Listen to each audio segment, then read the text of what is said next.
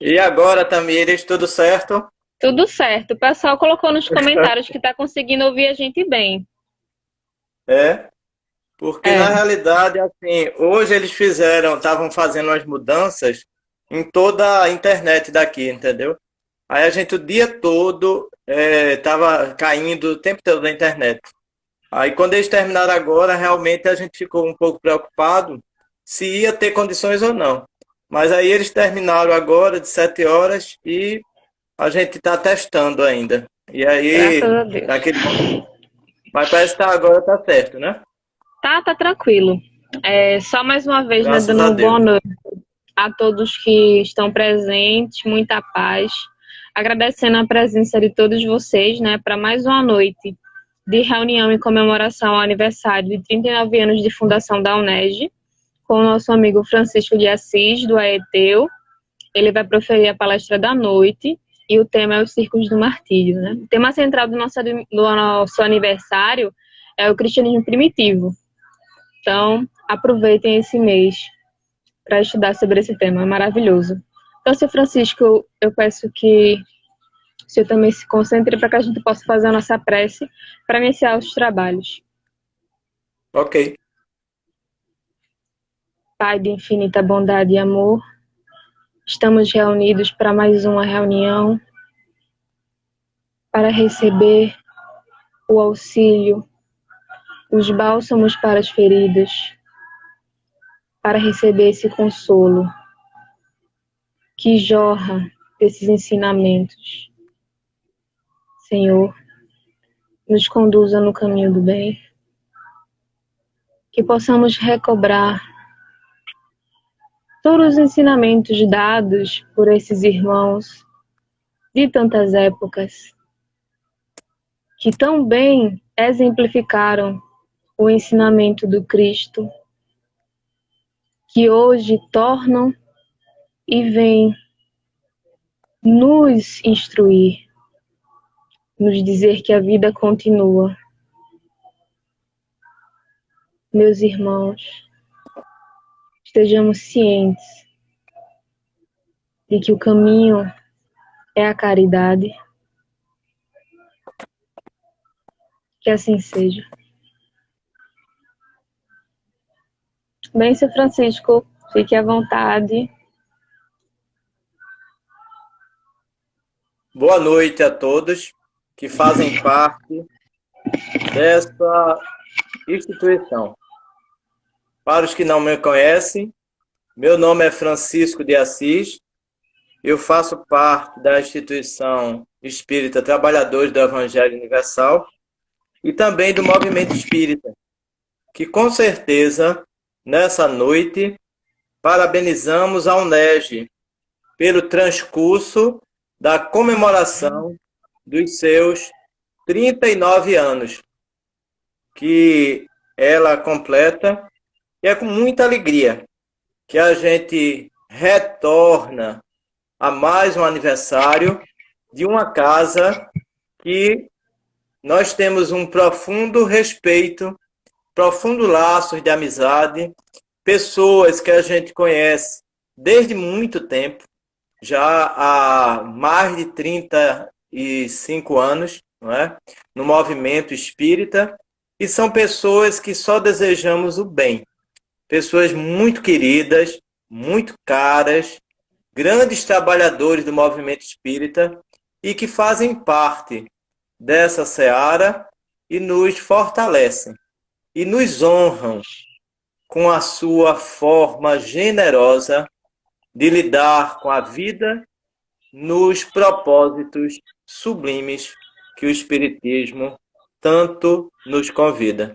Então, para todos esses pioneiros que há 39 anos edificaram essa casa, muitas vezes com as suas lágrimas, muitas vezes através do esforço, da sua dedicação, dos seus abraços, das suas mãos generosas, entre mãos entregando a outras mãos e levantando-se uns aos outros. A todos esses queridíssimos amigos, companheiros de jornada e de doutrina, a gente deseja antecipadamente parabéns. Parabéns a todos eles, que Deus os inspire onde quer que estejam, porque sabemos que a vida continua. E mesmo que hoje não mais labutam materialmente nessa casa de amor, de trabalho e de oração, com certeza, pelo espírito dinâmico, pelo espírito trabalhador, pelo espírito generoso e competente e compromissado com suas tarefas aqui no plano material, no plano espiritual, com certeza não é diferente. Então, eu mesmo hoje eu recebi o livro, aliás, hoje não, né? Eu estou com um livro de uma pessoa que já desencarnou e que, coincidentemente, eu tinha procurado na instituição que eu faço parte, porque 3 livros que eu tenho 2000 anos, nenhum dos 3 se encontravam aqui. E aí eu procurei, aí há 15 dias atrás, eu fui na casa de uma amiga minha e ela pôde me emprestar o livro que era do pai dela, que é um querido, um caríssimo amigo. E esse livro, Tamires, não tem nada mais, nada menos do que 65 anos que ele foi adquirido por esse irmão, não é? Então, essa palestra eu dedico ao meu querido irmão Vitório, que já se encontra no plano espiritual e que, através dele, é que eu pude ter os subsídios necessários para falar sobre esse circo do martírio. Mas vamos dar continuidade a esse trabalho, vamos conversar um pouco a respeito do cristianismo e, como você disse, a programação de aniversário da UNERJ, ela contempla como tema central e de grande relevância, que é o cristianismo primitivo, não é? Da época. E aí a gente fica perguntando sobre essa questão do cristianismo primitivo. Como ele era? O que é que ele apresenta para nós? Qual é realmente a contribuição dele em nossas vidas? Como nós podemos entender, num contexto histórico, as suas consequências, a sua contribuição, o que ele nos remete no momento atual. E aí a gente vai lembrar que o Espírito Emmanuel, ele lança mão através justamente da psicografia do fantástico médium chamado Amor, Francisco Cândido Xavier, 5 livros considerados os 5 livros históricos de Emmanuel. Um deles é há 2000 anos. O outro, 50 anos depois. O outro, Ave Cristo, Paulo Estevão e Renúncia. Esses são os 5 livros históricos de Emmanuel. São livros que relatam, que retratam, que transportam-nos ao plano material, quase, no caso, a gente se transporta para a época de cristã, onde aquelas cenas, onde aqueles fatos, onde aquelas experiências narradas pelo Espírito Emmanuel aconteceram. Com a riqueza de detalhes, com a grandeza dos fatos ali assinalados. E todos nós, muitas vezes, quando a gente termina de ler um desses livros, quando a gente para, momentaneamente, a gente diz assim, meu Deus, como eu estou imperfeito ainda. Como eu preciso mudar.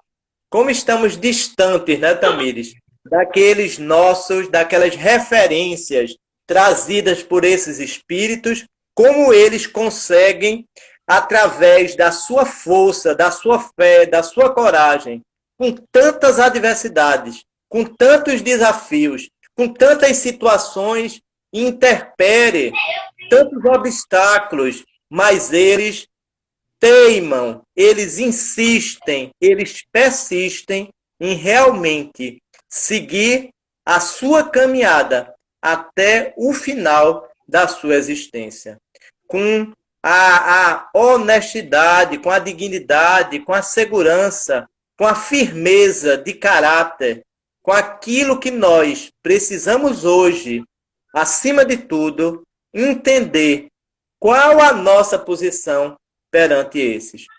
Rapidamente, a gente diz assim, eu vou mudar tanto, vou mudar isso. Depois de 2, 3 dias, a gente volta ao normal. Passado o período da leitura, não é? Aí a gente volta a fazer tudo aquilo que a gente não devia de novo. Mas a espiritualidade, ela diz que a vida, ela é feita de aproximações. Ninguém consegue sair do abismo e chegar às estrelas a um só passo. Tudo em nós exige um esforço, tudo de nós exige um sacrifício, tudo de nós exige um planejamento espiritual. Talvez, com certeza, a gente não tenha ainda as condições favoráveis, ainda não adquirirmos as virtudes e a firmeza desses espíritos. No entanto, a gente pode não ser capaz ainda de cumprir com aquelas atividades, com aquelas tarefas e causar, acima de tudo, aquelas revoluções que eles conseguiram promover.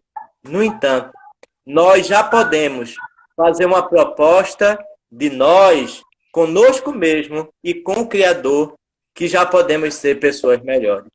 Já temos as condições de entender a proposta do Espiritismo. Porque já diz que reconhece-se o verdadeiro espírita pelo esforço que ele faz para dominar suas más inclinações, procurando hoje ser melhor do que ontem e amanhã melhor do que hoje. Inevitavelmente, se continuarmos insistindo, persistindo e não desistindo nunca, a gente com certeza, ao término dessa existência, nós vamos ter a condição de sairmos daqui muito melhores do que quando adentramos nesse plano material. Então, cabe a cada um de nós buscarmos entender o que estamos fazendo nessa tão falada reforma íntima, nessa tão falada reforma ao qual empreende muito esforço, porque muitas vezes a gente vai atropelar-se nos nossos próprios obstáculos, nas nossas próprias imperfeições. Então, perante esse cristianismo primitivo, nós temos uma série de comentários a fazer, a tecer a respeito dessa mensagem. Principalmente quando a gente vai lembrar que essa mensagem é a mensagem do cristianismo de Jesus, não é? Porque quando a gente fala do cristianismo primitivo, o cristianismo primitivo não é outro cristianismo, senão o cristianismo que Jesus trouxera. E aí a gente lembra desse mestre inesquecível. Esse mestre que conhece profundamente cada um de nós, que sabe as nossas limitações, que conhece os nossos desafios, que entende porque, desde muito tempo, esse mestre continua dizendo: eu sou o bom pastor. Ergo bono pasto sumo. Eu sou o bom pastor. E ele é capaz de deixar 99 ovelhas num lugar seguro e buscar aquela ovelha que se encontra perdida. E eis que ele se enche de alegria, porque aquelas ovelhas que já estão em lugar seguro, que já sabem exatamente o que elas querem, essas daí, elas conseguem seguir o seu caminho. Mas aquela que se encontra perdida, aquela no caminho, na dificuldade e na dor, essa ovelha, ela precisa de carinho, ela precisa de cuidado, ela precisa de uma atenção maior, É por isso que Jesus, ele endereçava aos mais desafortunados. E ele, muitas vezes, lembrando certa feita, quando um grupo de fariseus, um grupo de saduceus, um grupo de pessoas questionaram os próprios apóstolos. Aqueles apóstolos fiéis, aqueles apóstolos dedicados, e chegaram a falar com eles, que como é que eles seguiam e serviam um profeta, como é que seguiam um mestre, como é que seguiam um Messias, que vivia andando com pessoas e convivendo com pessoas de má reputação, de má fama. E aí os discípulos, esses apóstolos, eles ficaram entristecidos, porque sabiam que Jesus andava com prostitutas, sabia que Jesus andava com pessoas realmente de má vida. E aí esses apóstolos se encheram de coragem, chegaram para o mestre e disseram: mestre, estão falando mal de ti. O mestre, já antevendo o que é o comentário que sabia, porque ele antevia essas colocações, ele disse: o que dizes? Aí disse assim: dizem que tu andas com pessoas de má vida, pessoas de má reputação, mestre. Precisa deixá-los, abandoná-los, para que tua reputação não possa ser marcada, manchada. Deixa eles de lado. E Jesus olha para eles e disse: que dizes isso que eu faço? Digo a ti que o médico, eu sou o bom mestre e o bom pastor e o bom médico, que eu não vim para os sãos, mas eu vim para os doentes, para aqueles que possuíam as enfermidades, para aqueles que possuíam as dores morais, para aqueles que eram chagados pelas imperfeições, para aqueles que realmente sofriam toda sorte de desprezo, toda sorte de agressão. Então, eu venho para que todos tenham vida. Mas a vida que eu prometo é uma vida em abundância. Então, quando a gente lembra desse cristianismo, Jesus não prometeu um cristianismo de ostentação, como hoje em dia nós vemos como está contaminado o cristianismo. Ele sim, ao invés do luxo, da ostentação, da elitização da religião, ele chega e coloca a religião como aquele sentido real do religar, ligar a criatura que estava perdida ao Criador. Aquela mensagem que ele coloca em si, que aquele que quiser segui-lo, que pegue a sua cruz e siga-me. Ele não disse que ia retirar as nossas cruzes. Ele não disse que ia retirar os nossos fardos. Ele não disse que ia retirar os nossos problemas. Mas ele nos ensina a viver de uma forma diferente, que possamos, assim, amar infinitamente e da forma que ele só nos amou. A maneira como Jesus nos ama é a maneira que é colocada no mais alto patamar que o amor pode chegar. O amor de Jesus é a resposta para todos que se encontram sofridos, que se encontram caídos, que se encontram doloridos, porque ele realmente se coloca como verdadeiro pão da vida. E ele coloca o amor de uma forma incondicional. É o amor que não coloca condição nenhuma. Por isso que ele diz, e nos exorta, e nos convida, e nos chama: amai-vos uns aos outros, como eu vos amei. E essa mensagem de Jesus, de amor, de carinho, é aquele amor de um espírito que há bilhões e bilhões de anos já tem o patamar de espírito puro.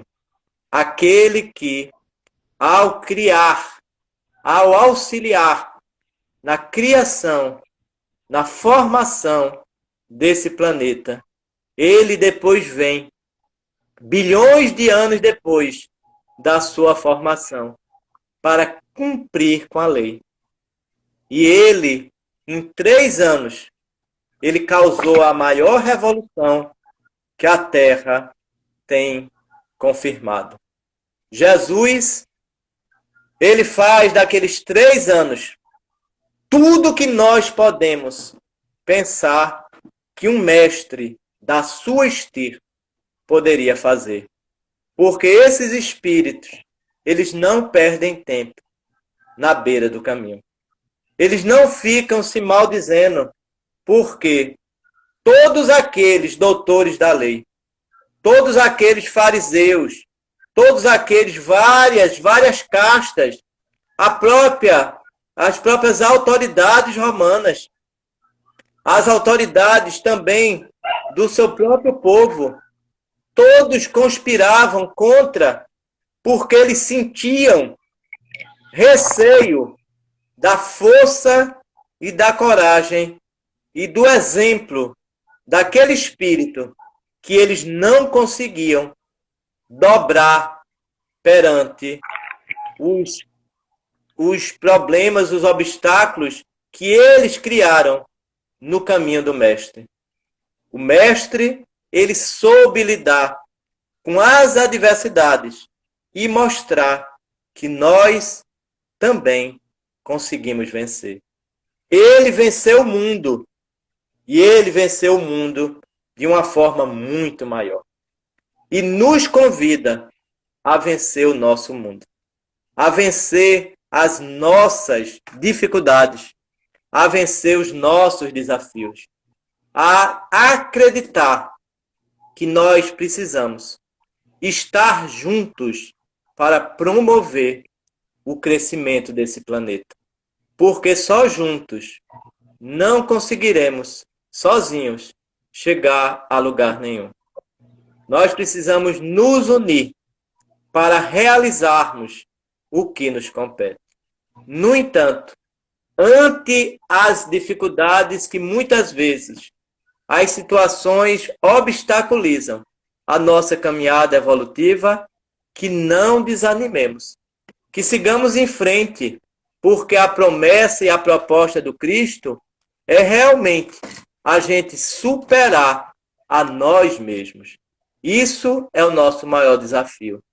Não é vencer os outros, mas é nos vencer. Por isso que é preciso a gente colocar aquilo que realmente devemos dar ao Senhor da vida. Por esse momento que a gente diz, quando dai a César o que é de César e dai a Deus o que é de Deus.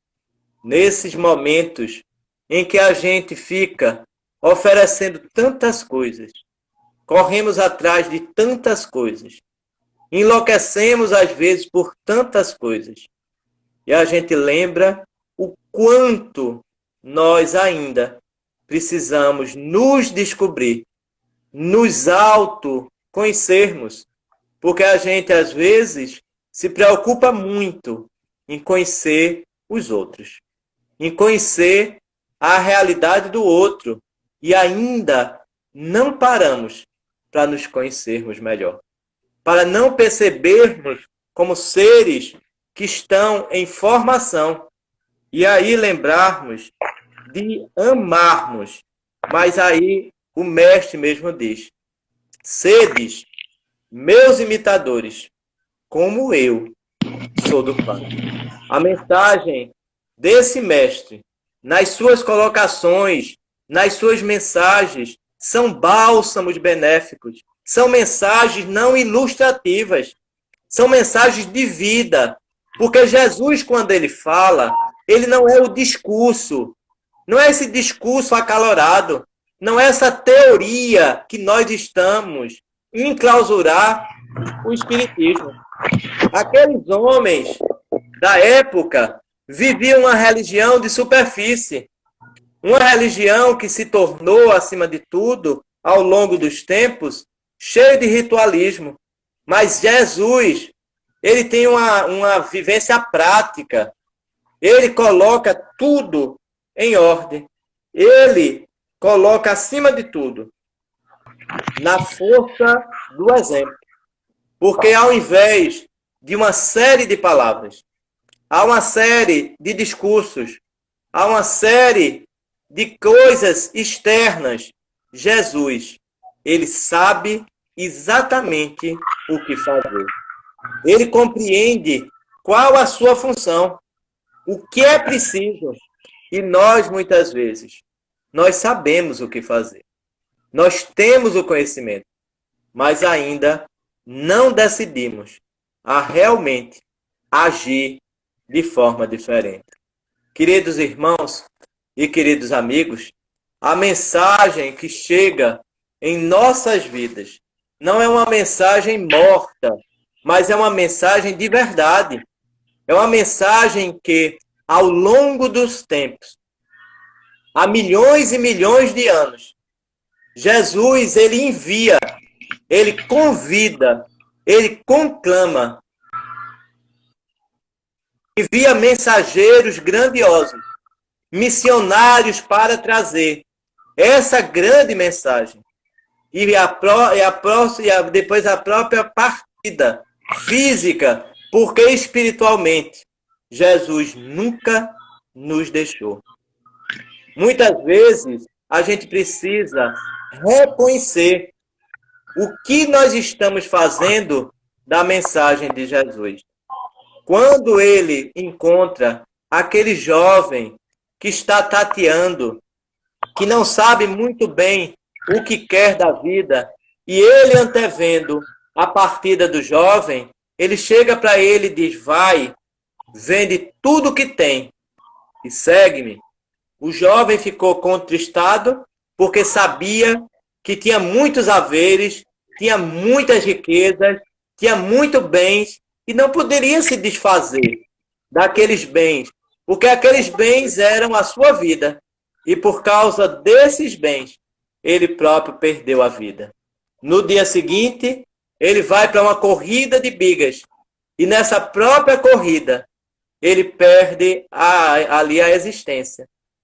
Quando, se ele tivesse escutado Jesus, ele teria deixado tudo aquilo e procurado viver. Mas dizer isso para ele é muito fácil. Difícil é dizer para cada um de nós.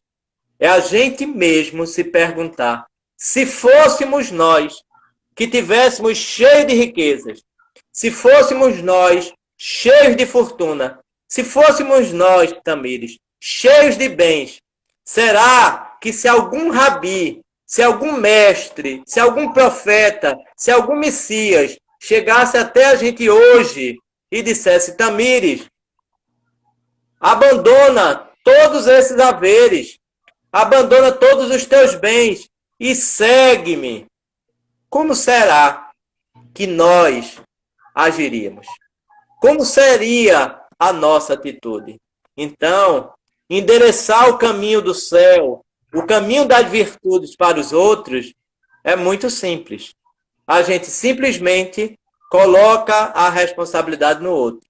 Mas quando a experiência passa a ser nossa, nós temos uma outra forma de lidar. Por isso que na mensagem do Evangelho, chamada A Indulgência, ela diz: sede severo e enérgico contigo, e sedes benevolente com a falha do outro. Porque o que nos cabe é a gente lembrar de um ditado oriental que diz o seguinte: quando tu tiveres virtudes, quando tu fizeres algo de bom, escreve na areia, porque quando o vento passar, apaga da tua visão e apaga da tua mente. Mas quando tu cometeres uma falha, quando tu cometeres um erro, uma injustiça, esculpe em pedra, para que ao olhar não repitas mais o mesmo mal feito. Não repita mais o mesmo erro. E aí, de tempos em tempos, a gente vai vendo essa grandeza desse cristianismo em nossas vidas.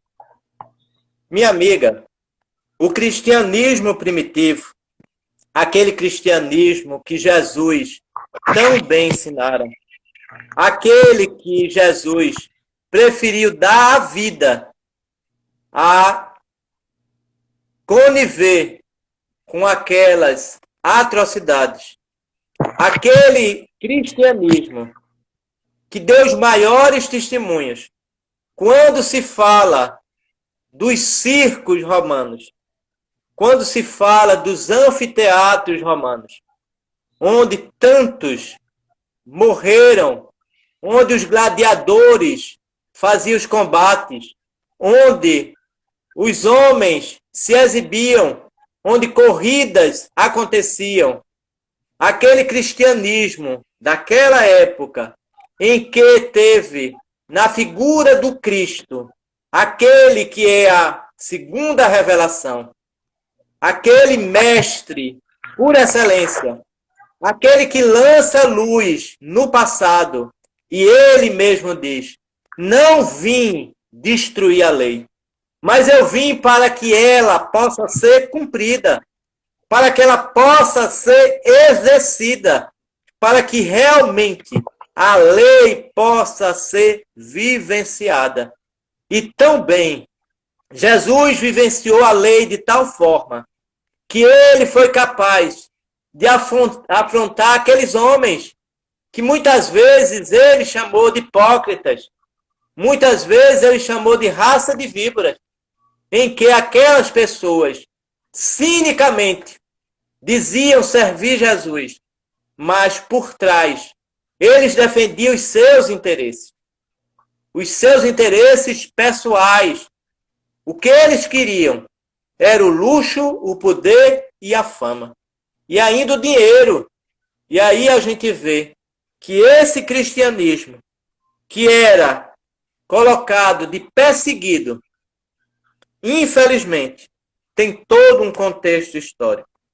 A religião, ela, a partir de Constantino e Teodósio, que eram os imperadores, eles oficializam o cristianismo como a religião oficial. Ele deixa de ser o cristianismo perseguido, o cristianismo atacado, o cristianismo que vivia nas catacumbas, porque essa lição do circo do martírio, na realidade, ela tem um outro, no título, no começo, ela coloca assim, nas catatumbas da fé e no circo do martírio, não é? Então, esse cristianismo, ele era perseguido, os cristãos eram roubados, saqueados, eles iam para as catatumbas para poder professar a sua fé. Eles perdiam seus bens, eles eram queimados, eles eram mortos, eles eram crucificados, que é a pior desonra, é a crucificação. E quando eles colocavam num papel o que era que aquele malfeitor ele tinha feito, em Jesus tem colocado o Rei dos Judeus. Então Jesus ele foi crucificado porque era Rei dos Judeus. E aí a gente vê, nesse contexto, quando esse cristianismo deixa de ser perseguido para ser o perseguidor. Todos os exemplos, todos os testemunhos, toda aquela fé rutilante, todos aqueles exemplos robustos, aquela firmeza de caráter dos cristãos da época, daqueles que realmente entravam nas galés, nas arenas, nos anfiteatros, nos circos romanos, dizendo: Hosana nas alturas, bendito aquele que vem em nome do Senhor. Eles eram mortos, fisicamente falando, mas eles não abriam mão da fé firme, concreta que eles possuíam. Aquela fé que era capaz de transportar, de transformar pessoas comuns em verdadeiros heróis. Naqueles caídos do caminho a se erguerem para levar acesa a chama do Evangelho de Jesus. Aquela que é a boa nova, a boa notícia, a mensagem que todos nós, no momento de maior aflição, desejamos ouvir. É por isso que ele mesmo fala: vinde a mim, todos vós, que estáis cansados, sobrecarregados e aflitos, que eu vos aliviarei. É de uma beleza, de uma grandeza inenarrável. Quantos testemunhos, quantas vidas entregues a Jesus, quanto amor ao Mestre de nossas vidas. Como eles conseguiram traduzir o seu amor, a sua fé, realmente numa firmeza de caráter. Quando nós lembramos dessa mensagem maior, a gente, em rápidas pinceladas, que a gente não tem aquelas características de ipsilitre falar do livro, mas a gente quer dar algumas pinceladas para que o pessoal se entusiasme, Tamires, e corra atrás desse livro. Porque o livro 2000 anos, essa parte que tem nas catatumbas da fé e no circo do martírio, está na segunda parte do livro 2000 anos.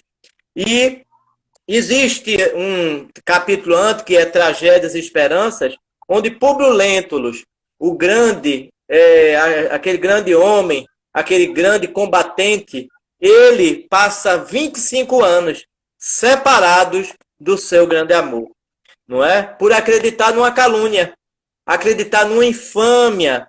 Então, ele, depois de 25 anos, resolve se aproximar de Lívia. E ele, que deveria pedir perdão, não é? Decidiu dar o perdão a ela, não é? Então, ele vai para perto da porta e vê ela cantando uma música belíssima que tem nesse capítulo, não é? Que fala de uma grandeza e ele se emociona, não é? Mas daqui a 2 dias ele vai ser nomeado senador, não é? E como ele vai ser senador, ele, após esses 2 dias, ele resolve perdoar.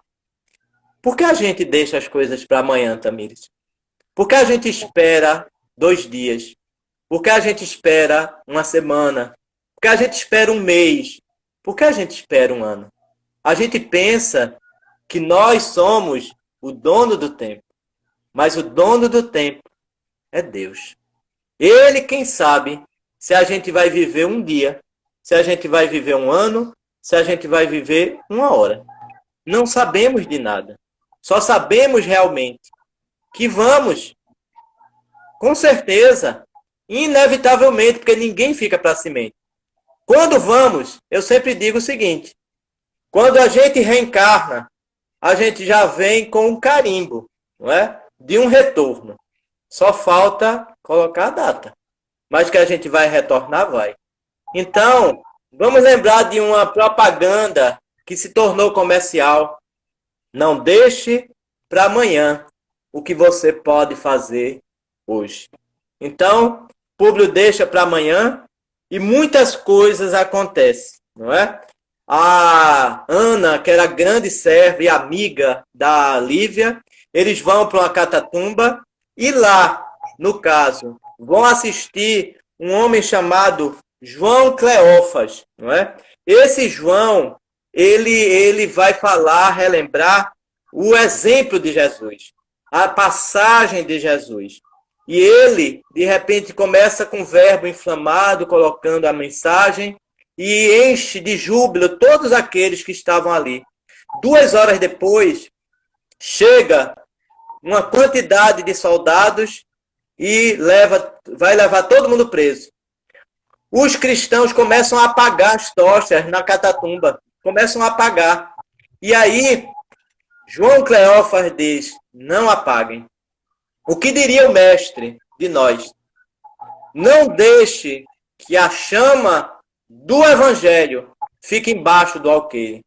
Que deixemos as tochas acesas para cumprir com o nosso compromisso e seguir o nosso destino.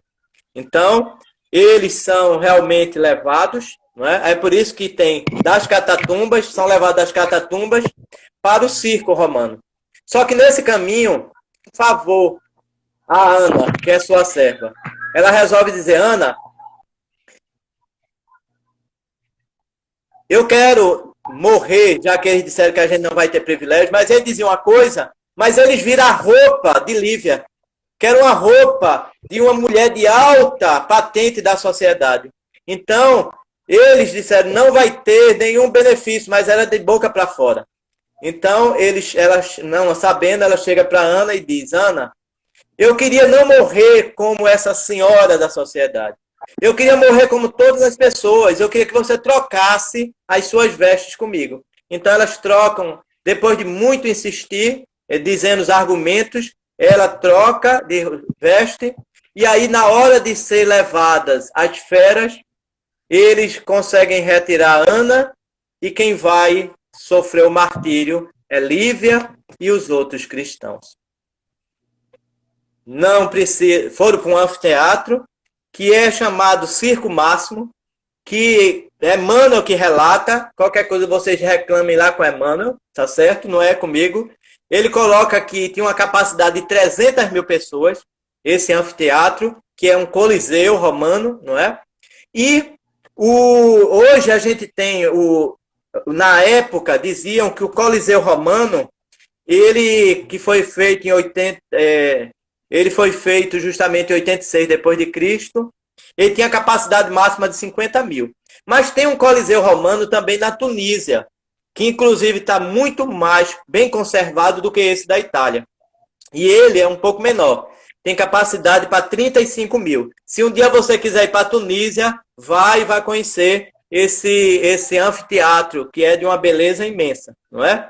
Mas, para que a gente conclua a nossa fala, não é? Os soldados, eles soltam. Ana, a serva, foi poupada porque pensavam que ela era a pessoa que tinha a riqueza, não é, o poder. E na realidade, quem morre é Lívia e quem é resgatado é Ana. E Públio participa de todas essas cenas. Porque aquele povo iam para o anfiteatro ou para o coliseu, eles iam para esses circos romanos para assistir às corridas, para assistir os combates dos gladiadores, para assistir também, para ver as feras comendo os cristãos. E isso aí era um programa da família. O Império Romano, ele conseguiu crescer muito em extensão, mas não em profundidade. Todo esse Império Romano ruiu, porque Jesus, que foi crucificado naquela época, já dissera, vão passar tempos, mas minhas palavras não vão passar. Por isso, na noite de hoje, eu quero reverenciar. Falta quanto tempo, Tamires? Só ainda tem uns 5 minutinhos. É já para fazer as considerações finais, então, né? Tá vendo? O tempo passa rápido. Foi muito rápido. É porque esses livros de Emmanuel têm muitos detalhes. Tem muitas riquezas. Que eu aconselho que as pessoas vão lá e procurem esses livros. Porque a gente lê tanto livro que nada acrescenta. Tanto livro bobo. Porque o pessoal pensa que todo livro mediúnico é um livro com bom conteúdo espírita. E eu digo, Tamires, não é. A gente precisa saber separar. Aquele livro que dá sustância, feito diz o Matuto. Aquele livro que lhe dá base. Aquele livro que lhe fortalece. Aquele livro que encoraja você. Não é esses livros, no caso, que é a história da Poliana, que é tudo um jardim florido, Não. A vida é feita de desafios mesmo. E nós precisamos aprender com eles. O apóstolo Paulo, ele diz uma das suas cartas, porque veja mesmo, é nas horas mais difíceis que a luz brilha, não é? É um dos momentos mais belos que o Evangelho diz. É no momento de dor, de dificuldade, que a gente mostra realmente o quanto nós crescemos, o quanto nós aprendemos. Porque uma coisa é a gente adorar Jesus, uma coisa é a gente admirar a grandeza de Jesus. Uma outra coisa é viver Jesus. É a gente realmente lembrar da parte que Paulo diz: Senhor, já não sou eu que vivo em ti, mas é tu que vives em mim. Ele, numa passagem das suas cartas da prisão ou das epístolas, ele diz assim: se alguém está em Cristo, uma nova criatura, já o é. Então, meus queridos irmãos e meus queridos amigos, aqueles passados, pioneiros da UNED, como verdadeiros cristãos, que hoje precisam ser lembrados por nós. A UNED tem uma juventude belíssima, belíssima, mas esses jovens precisam nunca esquecer aqueles mais idosos, aqueles mais velhos, que agora se tornou muito mais fácil. Mas quantos deles foram tão perseguidos? Só pelo fato de ser espírita. Mas a gente precisa saber que a gente não deve se acovardar. A gente não deve temer aquelas pessoas que ignoram o espiritismo. Porque fizeram uma coxa de retalhos no cristianismo, em que cada um deu a sua cor.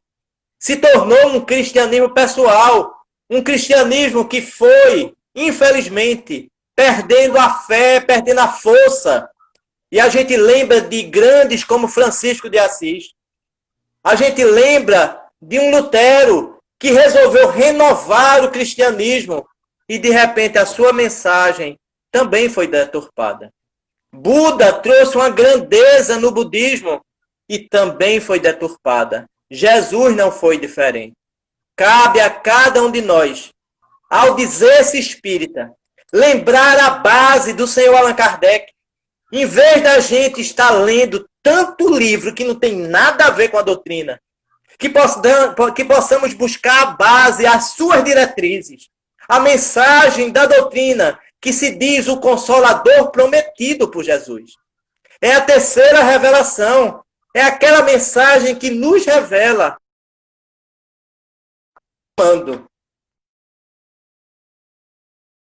Vamos amar os nossos semelhantes, para não nos perdermos nos caminhos, para entendermos que ave Cristo e não ave César. Que a corrupção, ela dissemina, ela desgasta, ela tisna, ela consegue atacar as coisas mais belas que existem. E nós precisamos lembrar quando Jesus disse: brilhe a vossa luz. E cada uma luzinha dessa brilhando há de brilhar e fazer um mundo muito melhor. Meus queridos irmãos, nessa noite, só me resta agradecer a oportunidade de eu saber que estou muito distante para ser merecedor de falar diante de tantas pessoas maravilhosas e diante de uma comemoração tão grandiosa como os 39 anos da nossa união, que representa os espíritas de toda a cidade do Jaboatão. Que nesse momento possamos nos unir e procurar ser não só filho de Deus, mas ser irmãos uns dos outros. Muito obrigado, muita paz e muita luz. Que assim seja. Muito obrigada, Assis, pela palestra de hoje. Foi maravilhosa. Agradeço em nome de todos que fazem a UNEG. Agradeço também ao pessoal do Centro Espírita Deus é Luz, do 9 de outubro, do Gamaliel, do Paulo Estevão, do Centro Espírita Paz, Luz e Caridade, que se fizeram presentes essa noite. Muito obrigado novamente ao Aeteu, né, na sua pessoa. Ficamos muito felizes de ver o carinho que o senhor tem para conosco e também é recíproco. Que o senhor também possa fazer Obrigado. presente em outras reuniões, né? Sempre presente com a gente lá na UNED, em outras atividades também. Teve uma pessoa que comentou aqui no chat que chegou agora, mas não se preocupe, quem chegou agora é que a palestra do Sr. Francisco vai salva, então vocês podem assistir depois, não se preocupem, tá? Vai estar no canal do YouTube também. Teve uma pessoa que disse até, Tamires, que estava em outra live. Aí ela disse assim, eu estava em outra live. Aí pensava que era você que ia falar. Eu disse, não, mas Não. O cartaz é da UNED, né? Mas não se preocupem que quem perdeu alguma parte vai ficar salvo. Mais uma vez, muito obrigado, Sr. Francisco. Que Deus possa sempre lhe abençoar. E boa noite a todos. Até a próxima reunião. Muito obrigado. Vai fazer a prece?